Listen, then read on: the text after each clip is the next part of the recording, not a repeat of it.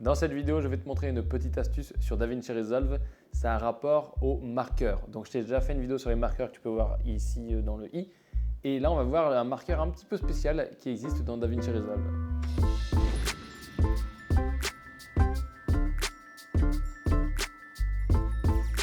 Le marqueur que je vais te montrer, tu ne le trouveras que dans la version 15 de DaVinci Resolve et il est extrêmement pratique pour le travail collaboratif parce que tu peux désigner des zones de l'image, dessiner et mettre des flèches qui vont te permettre d'identifier les endroits qu'il y a à modifier, je ne sais pas s'il y a un truc à effacer, etc., etc. Donc on va regarder ça, c'est extrêmement génial, je te montre. Du coup là on est sur un montage, si je dézoome un petit peu, tu vois qu'on a un montage qui est entre guillemets plutôt fini. Et je veux par exemple critiquer quelque chose, j'aime pas cette lumière qu'on voit ici, donc je veux qu'on zoome. Ce que je vais faire, c'est que je peux mettre un marqueur ici, ou mettre un marqueur de durée, ou alors je peux mettre un marqueur spécial qui me permet de dessiner sur l'image. Je vais aller ici et je vais cliquer sur Note. Tu vois que ça transforme un petit peu l'image et ici j'ai un petit menu qui est apparu.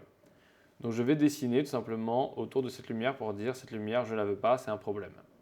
Ça me met un marqueur ici automatiquement. Et du coup, maintenant, la personne qui va reprendre le travail, qui va faire les modifs, elle sait qu'il y a un problème ici. Bien sûr, je peux toujours annoter ici et mettre j'aime pas ça parce que blablabla, etc. Ensuite, bien entendu, je peux faire différentes choses, comme une flèche. Donc, je vais prendre une flèche et je vais tracer comme ça pour dire ça ne va pas. Mais là, c'est du orange sur orange, donc on va devoir changer la couleur. Donc, je vais changer la couleur ici pour passer en bleu. Et maintenant, on voit ma flèche.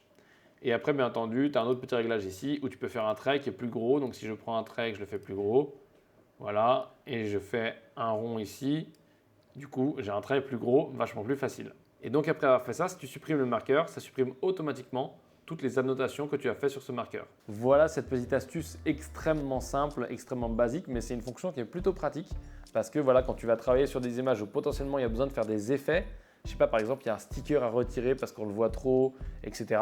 et que tu as appris ça tout seul ou que tu as appris en suivant la formation Fusion, et ben avant de faire tes effets, le process, c'est pas on fait les effets directs, c'est on fait le montage d'abord. Et donc du coup, tu vas faire ton montage, tu vas mettre un petit marqueur où tu vas entourer comme ça tu vas pas oublier de le retirer. Et après, quand tu passeras dans Fusion, tu diras oui, c'est vrai que j'ai ça à faire. Et là, tu pourras effacer ce petit truc. Donc c'est extrêmement pratique. C'est aussi, comme je disais, très pratique si tu travailles en collaboratif avec les stagiaires, par exemple, ici au bureau ou avec d'autres personnes qui travaillent avec moi. Voilà, en tout cas, c'était une petite vidéo. Si toi aussi, tu as des astuces, n'hésite pas à les mettre en dessous. Et je te dis à plus tard dans une vidéo un petit peu plus longue.